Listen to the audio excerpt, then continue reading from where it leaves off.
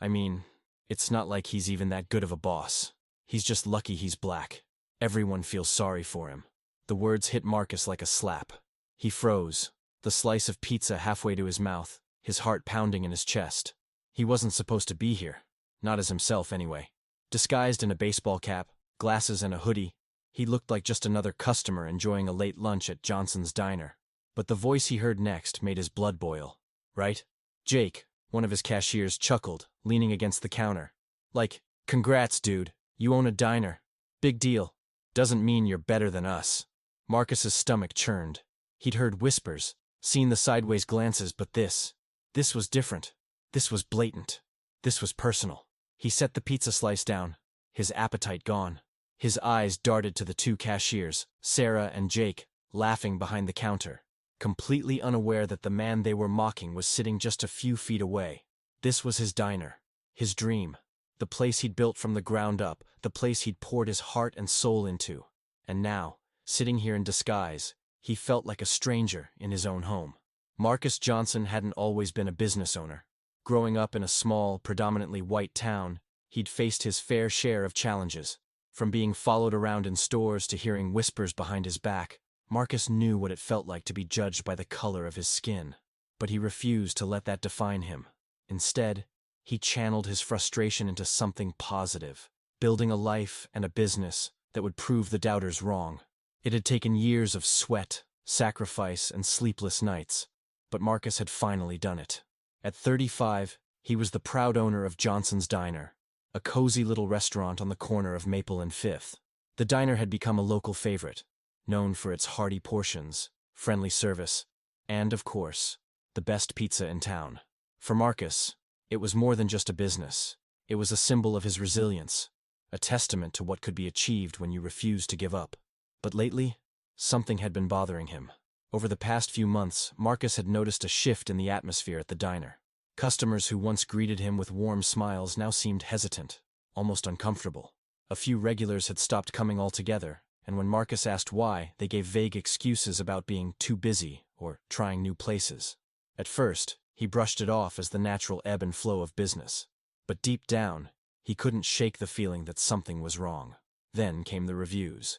A handful of negative comments started popping up online, all from anonymous accounts. Words like unwelcoming and uncomfortable stood out. But what really caught Marcus's attention was one particular review. I used to love this place, but lately, it doesn't feel like it's for people like me. The words hit Marcus like a punch to the gut. He'd built the diner to be a place where everyone felt welcome, regardless of race, background, or creed. Had he failed? Determined to get to the bottom of it, Marcus decided to take matters into his own hands. He couldn't be everywhere at once, and as the owner, his presence alone might skew how employees behaved. So, he came up with a plan, one that felt equal parts necessary and absurd. He would go undercover. Here's the Undercover Experience section, written to fit 1,000 to 1,200 words. It builds tension, introduces the cashiers, and shows Marcus's internal struggle while keeping the reader engaged. Marcus clenched his fists under the table, forcing himself to stay calm. He couldn't blow his cover. Not yet. He needed to see how far this would go. Taking a deep breath, he picked up his soda and sipped it slowly, his eyes scanning the diner. The place looked the same as it always did. The checkered floors, the vintage jukebox in the corner, the framed photos of the town's history lining the walls. But today, it felt different. Today, Marcus was seeing it through the eyes of a stranger. At first, everything seemed normal. The diner was busy, with customers chatting over plates of fries and slices of pizza. The smell of freshly baked crust and sizzling bacon filled the air, just like it always did. But as Marcus watched, he began to notice small things he'd never seen before. A black family walked in, and Sarah, one of the cashiers, greeted them with a tight smile. She took their order quickly, her tone polite but cold. When a white couple walked in a few minutes later, her demeanor changed entirely. She laughed at their jokes, offered them free refills, and even recommended the daily special. Marcus frowned. Was he imagining things, or was there a pattern here? Sarah and Jake had been working at the diner for about a year. Marcus had hired them himself, impressed by their enthusiasm and friendly attitudes during the interviews. Sarah was in her early 20s, with blonde hair and a bubbly personality. Jake was a few years older, with a laid-back demeanor and a knack for making customers laugh. At first, they'd been great employees, punctual, hardworking, and always willing to go the extra mile. But over time, Marcus had started to notice little things. The way they rolled their eyes when he gave them instructions. The way they whispered to each other when they thought he wasn't looking. He'd brushed it off as typical workplace gossip, but now he wasn't so sure. As Marcus sat there, pretending to eat his pizza, he kept his ears open. At first, the cashier's conversations were harmless. Complaints about the lunch rush, jokes about the weather. But then, he heard something that made his blood run cold. "Did you see that guy who came in earlier?" Sarah said, leaning over the counter. "The one with the dreadlocks? He looked like he just walked out of a rap video." Jake snorted. "Yeah, and did you see how he looked at me? Like I was gonna steal his wallet or something." Marcus's stomach churned. He glanced around the diner, wondering if anyone else had heard. But the other customers were too busy with their meals to notice. The comments kept coming. A group of black teenagers walked in, and Sarah muttered under her breath, "Great, more trouble." A Latino family ordered in Spanish, and Jake mimicked their accent, laughing as he handed them their food. Each word felt like a knife to Marcus's chest. How long had this been going on? How many customers had overheard these kinds of comments and never said anything? How many had left his diner feeling hurt or unwelcome and never come back? Then came the moment Marcus would never forget. "Can you believe Marcus?" Sarah said, rolling her eyes. "The way he dresses, like he's some big-shot CEO or something. Newsflash, dude. You own a diner, not a Fortune 500 company." Jake chuckled.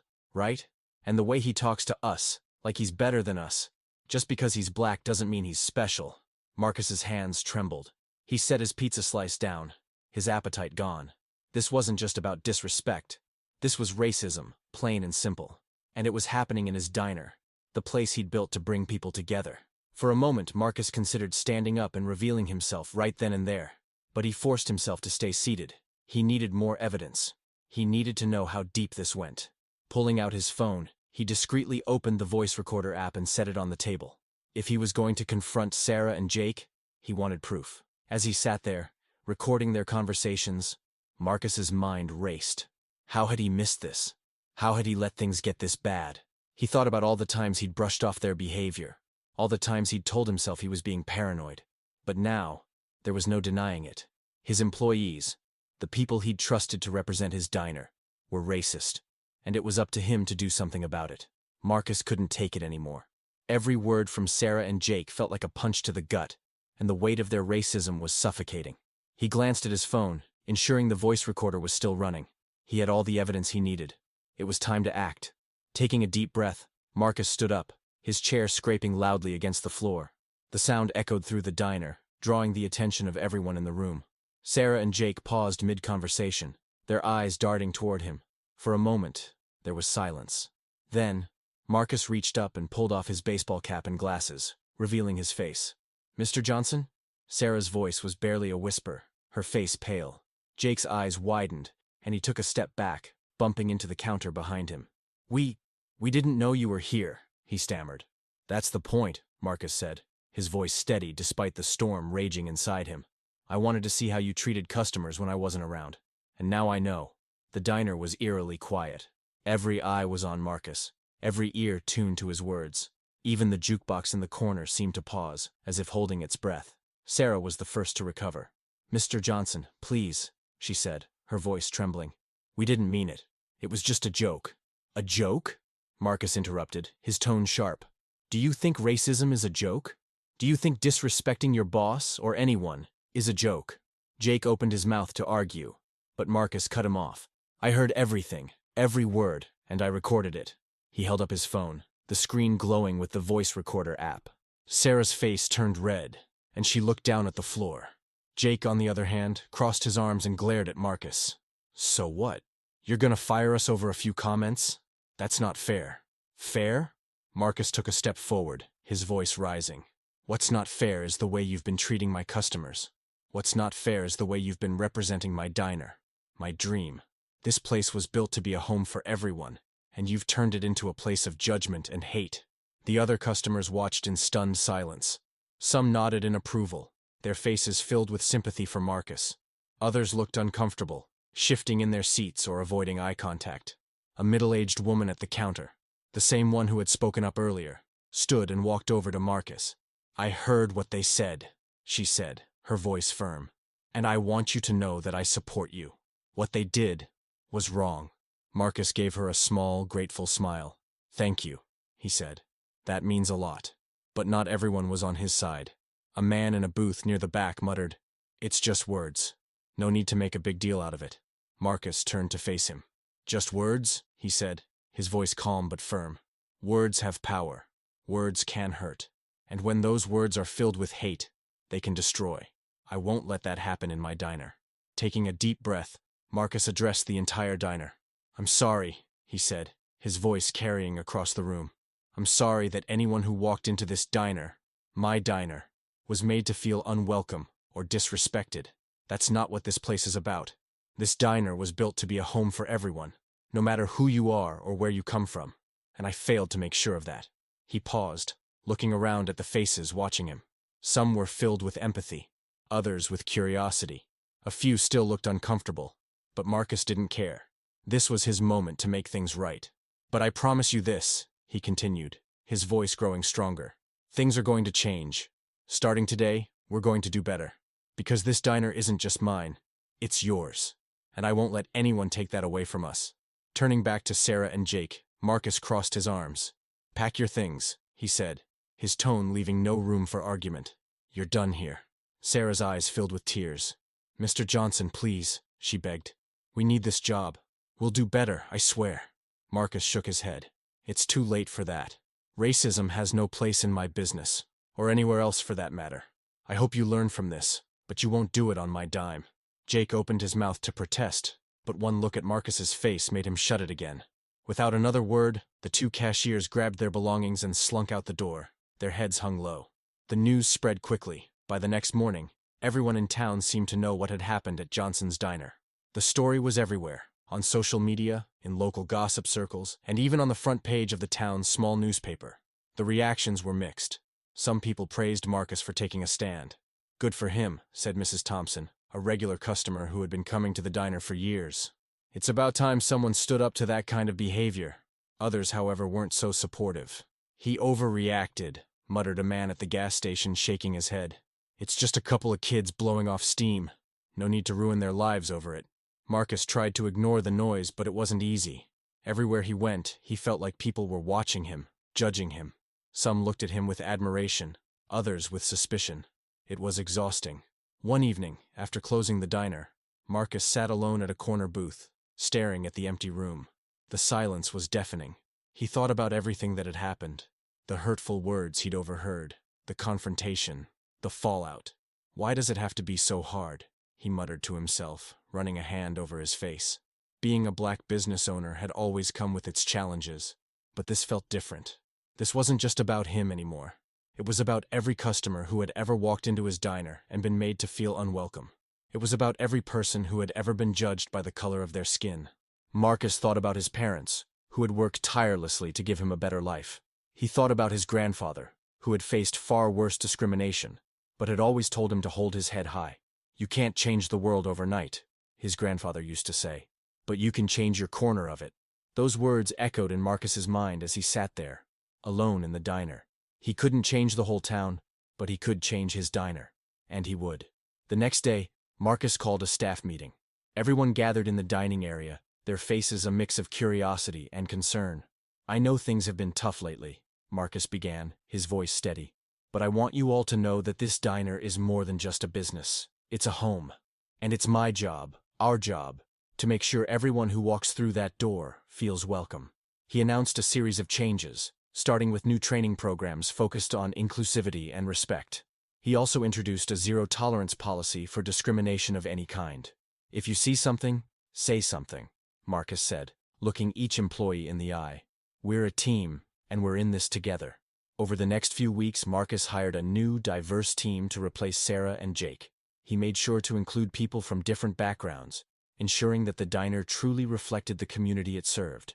Marcus knew that rebuilding trust wouldn't be easy. He started by reaching out to customers who had left negative reviews, personally apologizing and inviting them back to see the changes for themselves. One of those customers was Mrs. Rodriguez, a Latina woman who had stopped coming to the diner after overhearing Jake mocking her accent. "I'm so sorry for what happened," Marcus said when she walked in. "I hope you'll give us another chance." Mrs. Rodriguez hesitated, then nodded. "I'll try," she said. As she sat down to eat, Marcus watched from behind the counter, his heart pounding. When she finished her meal, she walked over to him, a small smile on her face. "It's better," she said. "Much better." Marcus felt a surge of relief. It was a small victory, but it was a start. Weeks turned into months, and slowly but surely, Johnson's Diner began to thrive again. The changes Marcus had implemented were working. The atmosphere was warmer, the staff friendlier, and the customers more diverse than ever. It felt like a new beginning, not just for the diner, but for the entire community. The diner was busier than it had been in years. Families, couples, and groups of friends filled the booths, laughing and chatting over plates of fries and slices of pizza. The jukebox in the corner played a mix of old classics and new hits, adding to the lively atmosphere. Marcus stood behind the counter, watching it all with a sense of pride. This was what he had always wanted, a place where everyone felt welcome, regardless of who they were or where they came from. To celebrate the diner's transformation, Marcus decided to host a community event. He called it Unity Night, and the response was overwhelming. People from all walks of life showed up. Black, white, Latino, Asian, young, old, rich, poor. The diner was packed, with every booth and table filled. Marcus stood on a small stage he'd set up near the jukebox, holding a microphone. The room fell silent as he began to speak. "Thank you all for being here tonight," he said, his voice steady but emotional. "This diner has always been more than just a place to eat. It's a place to come together, to share stories, to build connections. And tonight, we're doing just that." He paused, looking around at the faces watching him. "A few months ago, something happened here that shook me to my core, but it also reminded me of why this place is so important. It's not just about the food, it's about the people. And as long as I'm here, I promise to make sure everyone who walks through that door feels like they belong." The room erupted in applause. Marcus stepped down from the stage, shaking hands and accepting hugs from customers and friends. As the night went on, Marcus found himself reflecting on everything that had happened. The pain, the anger, the fear. It had all been worth it. Because now, his diner was more than just a business. It was a symbol of hope and change. He thought about the message he wanted to leave with everyone who had supported him. "Racism doesn't just hurt the people it's directed at," he said to a group of customers who had gathered around him. "It hurts all of us. It divides us. But when we stand up against it, when we create spaces where everyone feels welcome, we're not just fighting hate, we're building something better." And that's what this diner is all about. The night ended with Marcus serving pizza to a packed diner, smiling as he watched people of all races and backgrounds enjoying their meals together. The jukebox played a lively tune, and the room was filled with laughter and conversation. As he wiped down the counter, Marcus caught a glimpse of himself in the mirror behind the soda fountain. He looked tired, but happy, proud. This was his diner, his dream, and it was finally everything he had always wanted it to be.